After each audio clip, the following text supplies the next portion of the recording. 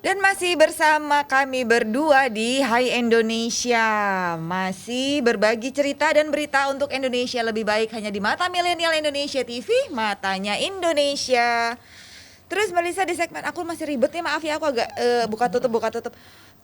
Di segmen kita yang kedua ini kita bakal bahas apa tadi Mbak? Di closing Mbak Lisa Pencurian data mention. dan peretasan WA. Nah, ini sebelum sampai ini kami informasikan Mata Milenial Indonesia TV punya program baru namanya Cyber World.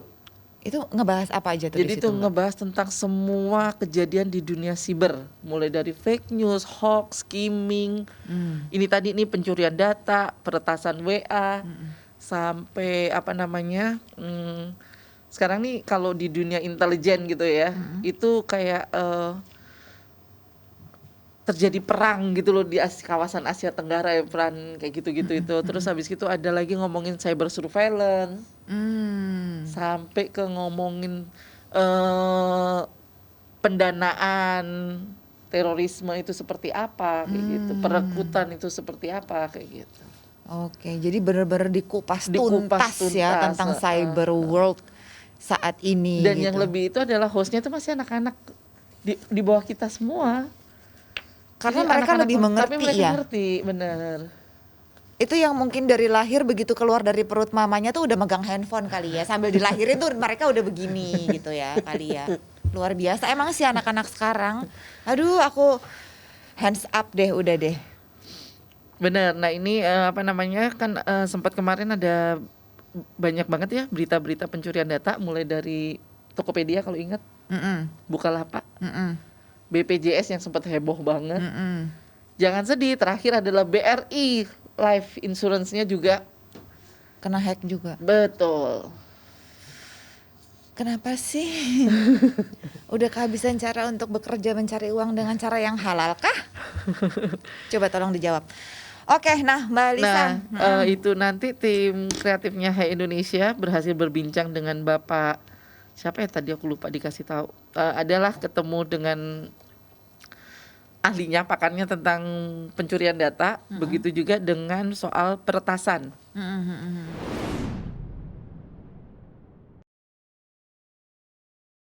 Jadi gini, harus ngerti logikanya dulu. Internet, toko online, Google, hidup karena memata-matai konsumen. Asal kita sadar aja ya. Jadi mau Google, mau Facebook, mau WhatsApp, mau toko-toko online, mau pinjol, mau apa, semuanya hidup karena memata-matai konsumen. Kenapa mereka memata-matai konsumen? Mereka perlu profiling. Mereka pengen tahu pengguna saya seperti apa sih. Sama kayak TV lah, sama aja dah. TV pengen tahu, ini penonton saya umurnya berapa, saya berapa. Penghasilannya berapa, saya berapa. Dia butuh tahu itu. Cuman kalau TV kan lebih sopan caranya ya, dia survei. Kalau ini caranya gimana? Dia mata-matain. TV nggak bisa mata-mata soalnya. Kasihan TV. TV nggak bisa mata-mata. Kalau ini dia mata-mata. Contoh paling sederhana mah gini dah.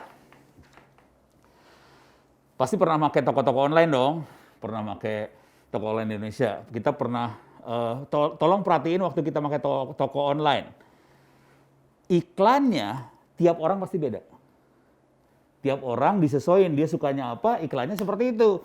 Kenapa seperti itu? Karena dia monitoring, si orang ini biasanya masukin keyword ini. Orang ini masukin keyword ini. Jadi iklannya disesuaikan banget. Artinya apa? Dia betul-betul mata-matain. Yang lebih parah, tadi platform yang tempat kita ngobrol tadi, chatting tadi, kan suka bikin grup tuh. Emang grupnya kagak didengerin sama sono? Dengerin. Kan kita kan ngomongnya ada end-to-end encryption. Iya, di sini di encrypt. Tapi kalau di grup, kita di encrypt, masuk ke server. Servernya dibuka enkripsinya, disebarin ke member. Kan dibuka dulu. Pas dibuka, dibaca sama aplikasi. Lu ngobrolin apa aja? Oh, ngobrolin tentang real estate. Oh, ngobrolin tentang makanan. Perhatiin iklan di media sosialnya. Persis. Jadi mereka berusaha banget buat memata-matai bukan hanya identitas pribadi ya. Perilaku kita dia mata-matain juga. Jadi kalau nanya seberapa parah banget. Dan itu yang namanya ekonomi digital. Yang pakai AI. Ya AI mau bahasa ininya ya. Sebenarnya sih pakai mata-mata sih.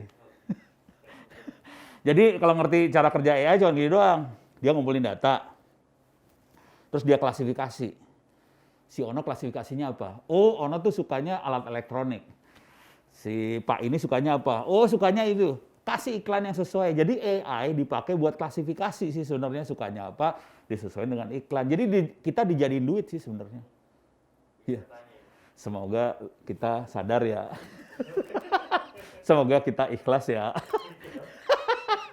Terus masuk lu. Lu jalan-jalan pakai Google Map kan? Emang lu kagak dibantah-matain abis. Jadi kalau tanya separah apa? Parah banget.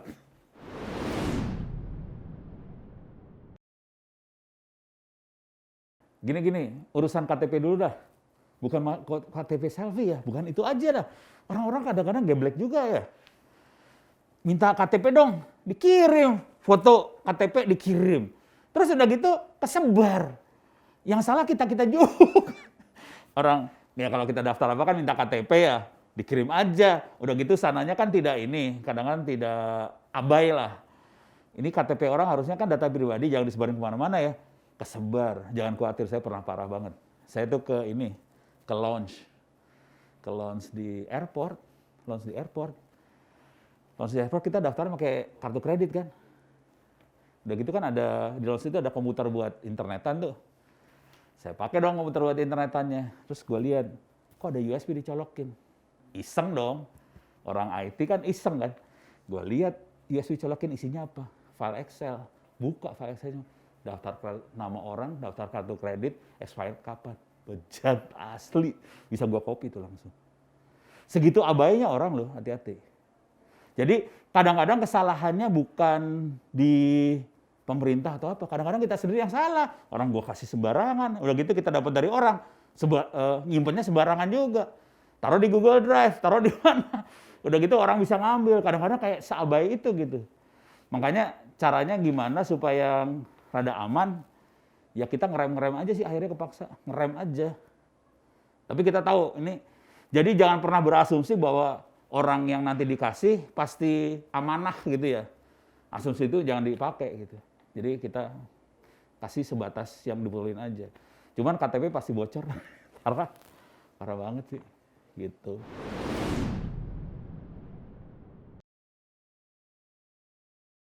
Jadi gini, kalau melindungi, ya harusnya sebenarnya melindungi ya. Cuman kalau melindungi agak dengan kondisi republik seperti ini susah gampang sih. Kita bicara kenyataan aja ya. Jadi teknik yang ngelindungin yang bisa terjadi gini. Kalau ada sampai orang mengeksploitasi data pribadi kita, pemerintah harus turun. Kalau dieksploitasi, kalau kesebar tapi kita tidak dieksploitasi ya udah. Soalnya kan orang-orang pada abai juga sih. Jadi kalau sampai dieksploitasi baru pemerintah harus turun. Nah, contoh dieksploitasi adalah anak-anak pinjol yang kurang ajar, pinjol terutama ya. Dia kan eksploitasi banget tuh, misal ada orang pinjam, ini kejadian jangan khawatir, tetangga saya langsung kena 100 juta, men, gila, sampai di rumah dia dijual, sampai nangis-nangis. Orangnya tahu nggak, bapaknya itu adalah marbot masjid, kerjanya azan. Udah gitu anaknya pengen hidup kayak orang bagus ya, pinjol dia, nggak bisa balikin, terus duitnya naik, rumah dijual, asli rumah dia dijual. Ya rumah di Jakarta kan, sejelek-jeleknya rumah Jakarta kan ratusan harganya ya. Marbot masjid rumahnya kayak pinjol. Nah, yang kejadian adalah, terus kan ini si aplikasi pinjolnya kan bisa akses ke address book, diambil data address book, langsung lempar ke semua orang kan. Ini temen lu si ini nggak balikin duit. Nah, itu udah mulai eksploitasi tuh namanya. Jadi kalau itu pemerintah harus turun tuh, harusnya. Karena dia mengeksploitasi inilah. Kan harusnya yang rada sopan kan cuman ngomong ke orangnya aja supaya tolong ini doang bayar gitu. Kalau ini kan ngasih tahu semua orang kan udah pencemaran nama baik jadinya kan udah kacau gitu.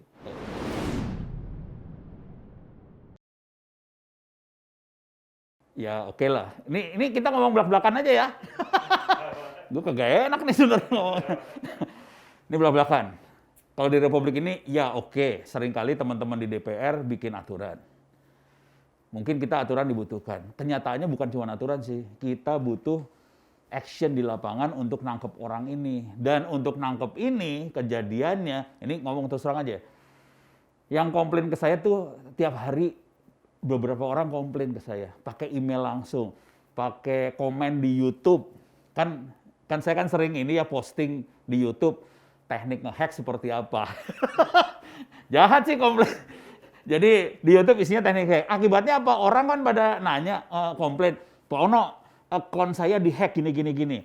Pak Ono, telepon saya dihack gini. Terus apa yang harus dikerjain? Gitu ya.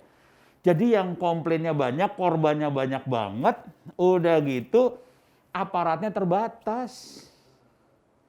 Aparatnya terbatas banget. Mereka nggak sanggup buat nge-handle satu republik ini, susah sih. Harusnya idealnya sih kalau bisa, oke ini ada aturan, terus ada penegak hukum kan, aturannya ada, penegak hukumnya kurang orang. Jadi kejadiannya kalau nanya aturannya gimana, ya aturan butuh, cuman saya lebih butuh penegak hukumnya. Penegak hukum yang ngerti cyber ya. Soalnya apa? Cari barang bukti di dunia. Kan kalau udah penegakan hukum, menurut saya pengadilan dong. Pengadilan kan butuh barang bukti kan? Emang gampang dapat barang buktinya? Susah. Jadi dapat barang bukti itu susah banget, apalagi ini barang buktinya elektronik. Kita tahu sendiri yang namanya elektronik gampang kita edit, kita rubah, terus masukin ke pengadilan. Pertanyaan hakim kan sederhana aja. Emang ini barang buktinya asli? Mampus loh. Soalnya belum tentu asli itu, kan kita bisa edit itu barang bukti. Kacau itu.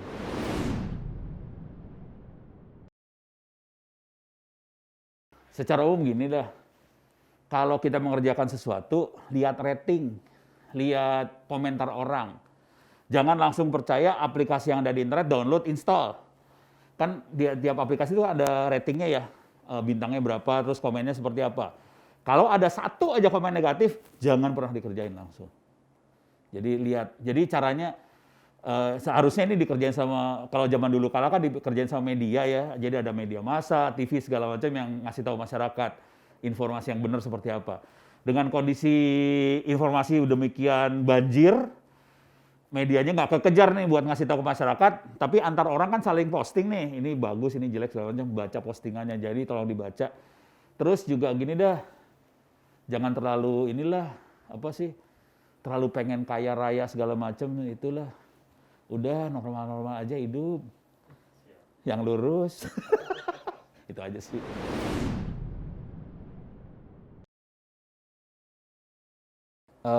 Ada dua teknik gede lah.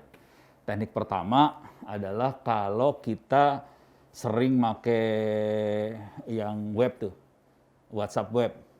Kan seringkali kan kita pakai ini ya, seringkali kan nggak enak kalau ngetik apa segala macam pakai tangan di handphone. Jadi seringkali kita buka WhatsApp web. Oke. Nah, kalau nge-web berarti lewat internet dong. Yang itu bisa dijebol tuh. Cukup gampang ngejebolnya WhatsApp web. Jadi yang dijebol bukan handphonenya kita. Yang dijebol adalah WhatsApp webnya. Karena orang bisa di tengah bisa masuk, nanti dia bisa nyadap, terus akhirnya dia bisa ngambil alih WhatsApp webnya kita, dan dia bisa pura-pura jadi kita, terus semua yang kita komunikasi segala macam kelihatan semua sih. Gitu ya. Jadi satu WhatsApp web. Kalau yang ini langsung, WhatsApp-nya langsung, agak gimana ya? Paling gampang itu kita masukin kayak trojan, akhirnya trojannya ngambil alih si handphonenya supaya WhatsApp-nya bisa kita ambil alih, kira-kira kayak gitu. Jadi ada trojannya. Konsekuensinya karena ada trojan di situ masuk, si handphone itu kalau kita diemin, dia kayak jalan sendiri. Kan kita diemin nih, kok tiba-tiba dia ngirim data sendiri, apa sendiri gitu, padahal nggak kita suruh, WhatsApp-nya jalan, ngetik apa sendiri. Nah, itu karena handphone kita diambil alih. Jadi ada dua itu sih caranya.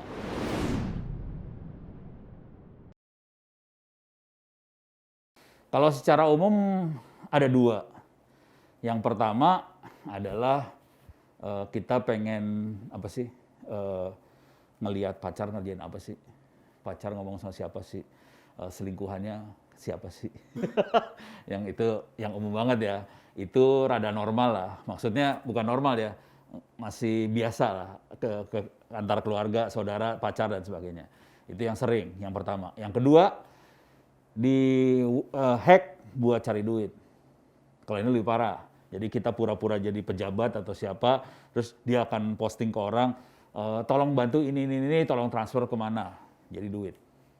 Yang umum dua itu sih. Yang pertama keluarga atau pacar dan teman-temannya, satu lagi cari duit.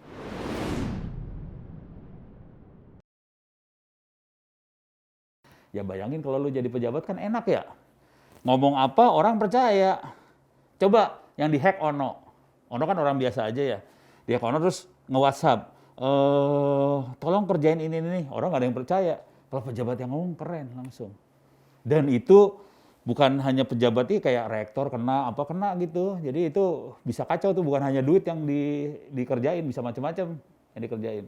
Yang paling seru kalau sudah mulai pemilu, pilkada atau itu, kalau sampai WhatsApp-nya di-hack, itu dia bisa pura-pura jadi pejabat itu dan dia bisa bikin kacau tuh. Jadi bisa jatuhin lawan pemilu dengan cara di-hack sebelah sananya.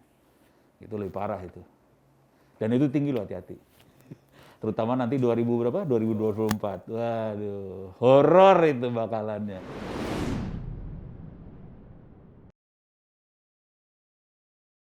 Yang pertama sih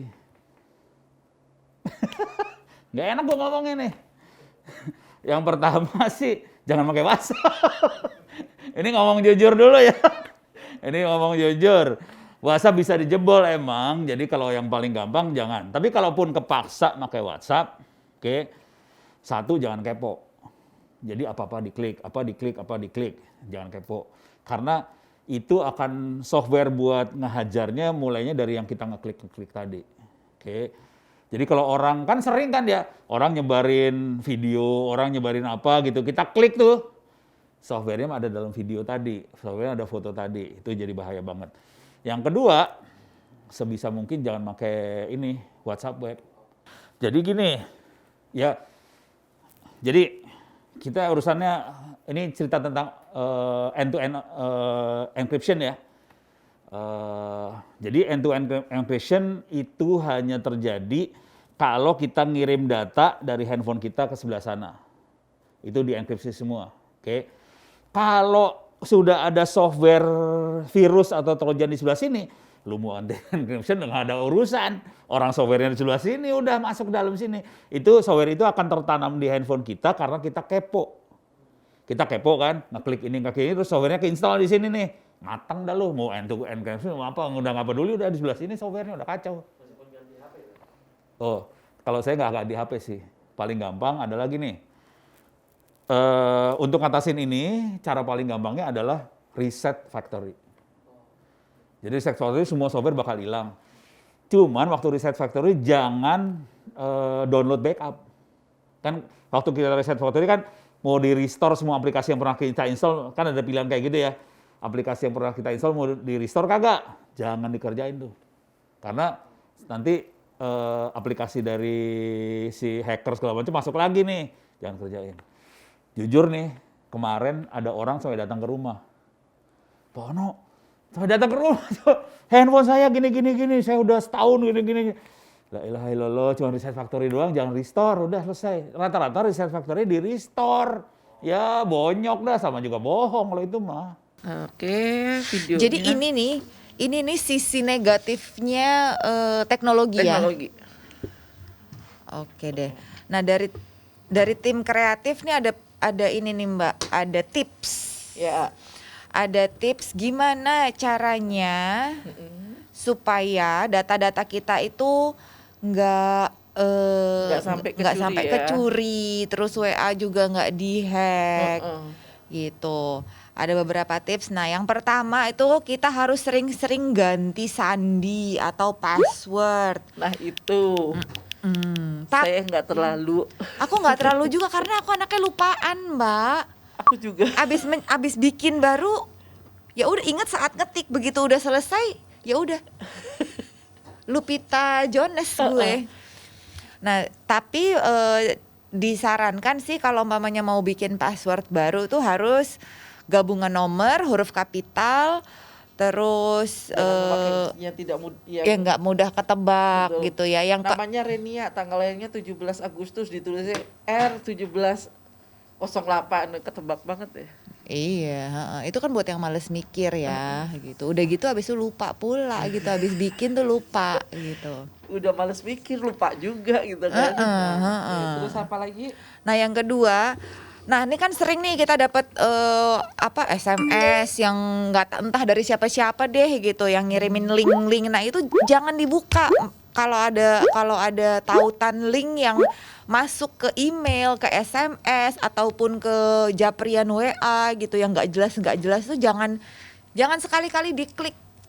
Because we don't know itu isinya apa. Iya, benar, gitu. benar. Dari situ mereka bisa nyuri data-data kita ya, data Tiba-tiba handphone iya kita kan sering banget pribadi. tuh klik video berikut Anda dapat bansos atau link untuk apa kayak gitu, akhirnya kita ketarik untuk oke, gitu kan. Iya, tiba-tiba suka ya Anda memenangkan hadiah 75 juta hari gene gitu kan. Ya, siapa yang mau ngasih? Udah gitu pakai nomor telepon yang biasa gitu, bukan nomor apa sih istilahnya, Mbak?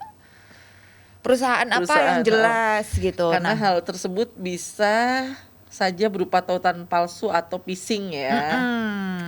Nah, yang ketiga apa, Mbak Lisa? Selalu gunakan perangkat lunak atau software yang legal. Nah nih, buat yang hobi beli bajakan, hati-hati. Ternyata software yang legal itu akan selalu ada pembaharuan atau update untuk menambah celah keamanan atau bug yang mungkin saja muncul. Jadi kenapa sih kita kalau di handphone, terutama yang pakai smartphone gitu ya, sering banget dikit-dikit harus update. OS-nya dikit-dikit harus update. Itu tadi karena begitu. Jadi ada satu episode, ternyata di Amerika itu ada tantangan buat yang jago-jago gitu itu untuk ngeretas.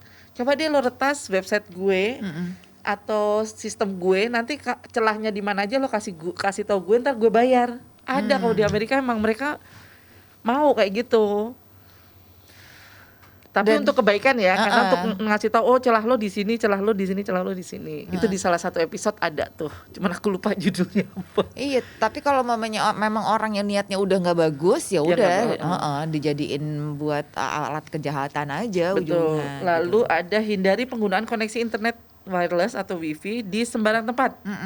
Karena seringkali jaringan wifi ini kalau di tempat umum tidak terjamin keamanannya. Itu kan sering banget tuh, bahkan ada kalau kita sering lihat TV ada iklannya gitu kan, ada biasanya jangan pakai di tempat umum kan. Itu tadi ketika kita nyantolin perangkat kita, itu IP kita kan kedetek kan. Dan itu ternyata bisa dibaca, bisa dimanfaatkan kalau ketemu orang jahat. Nah, itu tadi. Terakhir, pastikan untuk data pribadi kita seperti email, password dan lain-lain tidak dibagi kepada orang lain, jadi akunnya tetap akan menjadi rahasia dan terjaga. Gitu. Nah, ada juga nih beberapa hal yang boleh kita share di media sosial. Do and don'ts-nya nih, Mbak ya, bermedsos gitu ya. Betul. Dilansir dari laman Reader's Digest, berikut ini adalah 11 hal yang tidak boleh diposting di media sosial. Apa saja kah, Mbak Lisa? Yang pertama, boarding pass. Nih sering banget nih, gue mau jalan-jalan, di foto boarding pass-nya. Bisa jadi apa nomor-nomornya utuh gitu kan. Ternyata menurut Brian Krebs, pendiri laman Security.com, memposting foto boarding pass dan kartu frequent flyer bisa membuat rekaman data penumpang tersebut dengan meretas dan mengakses data perjalanan, nomor telepon, tanggal lahir, bahkan data paspor. Dan berdasarkan nomor di tiket, para penjahat dapat mencari tahu kapan kita pergi dan kembali. Kebayang nggak sih, dia tahu kita perginya kapan, kita pulangnya kapan, dia tahu alamat kita, disatronin rumah kita. Iya. Kayak ini kalau yang lahir tahun 80-an, Home Alone.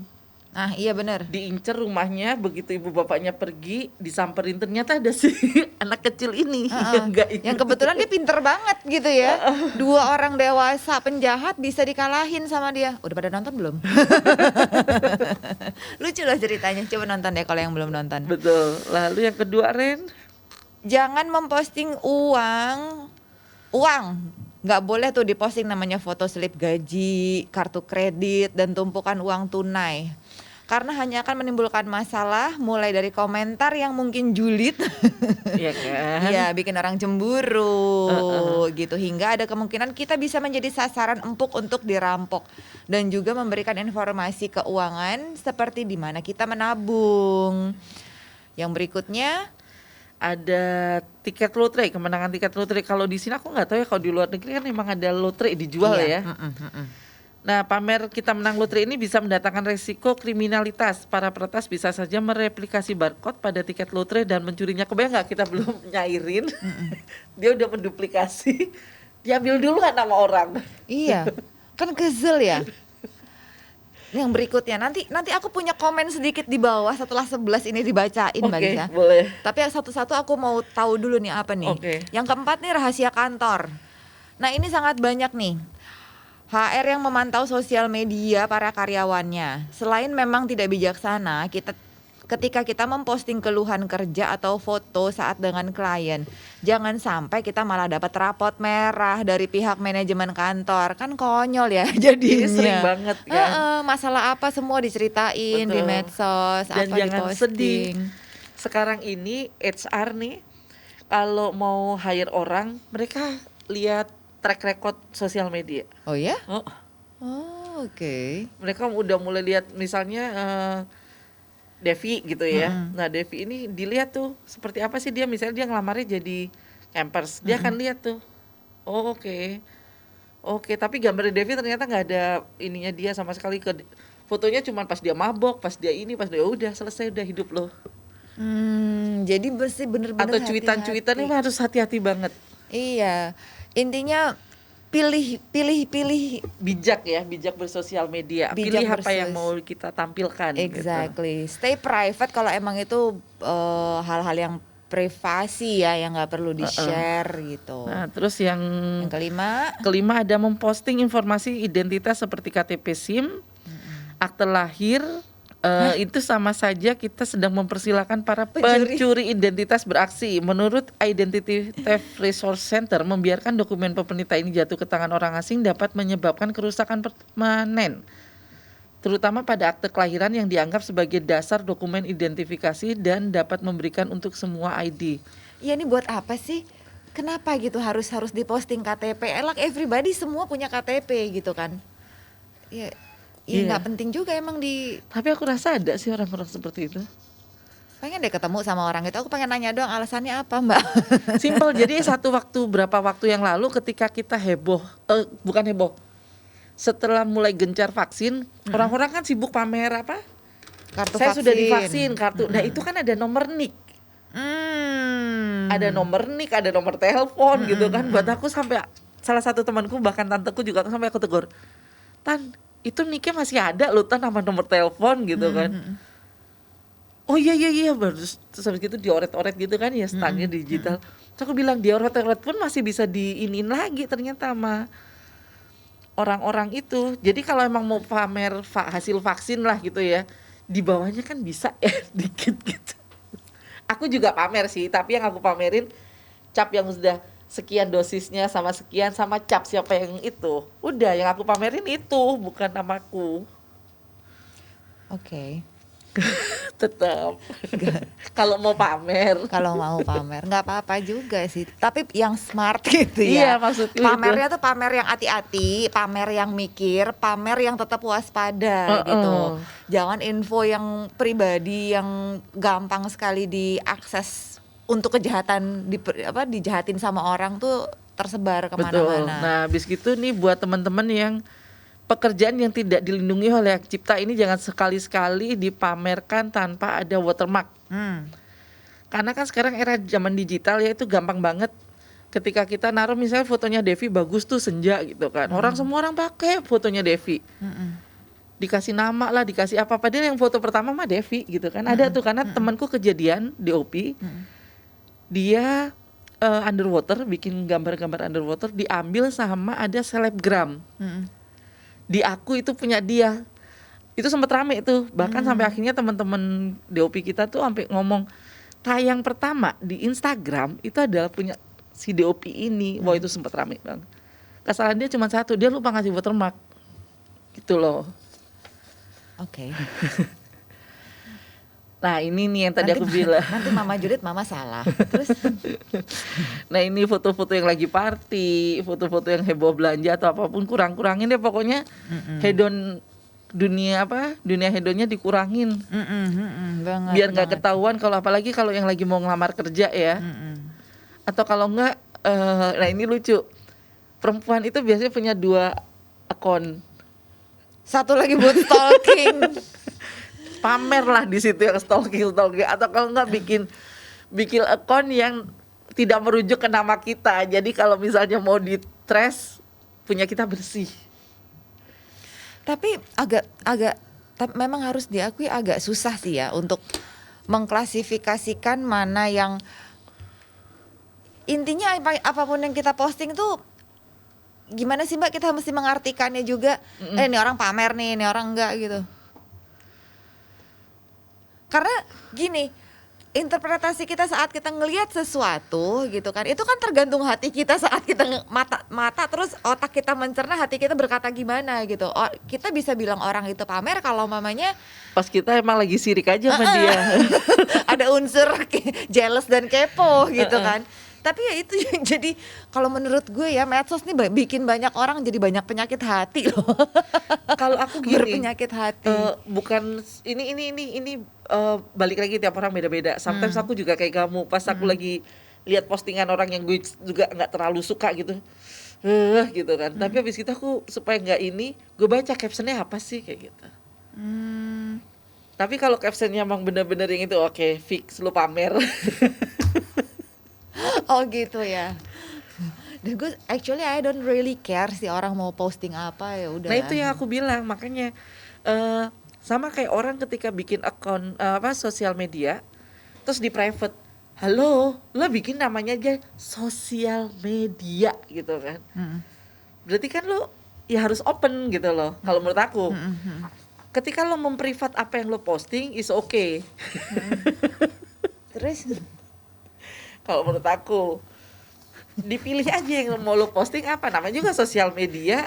kamu lagi ngomongin aku dulu ya? Enggak, no. Enggak, karena aku selalu sebel sama orang-orang yang seperti itu.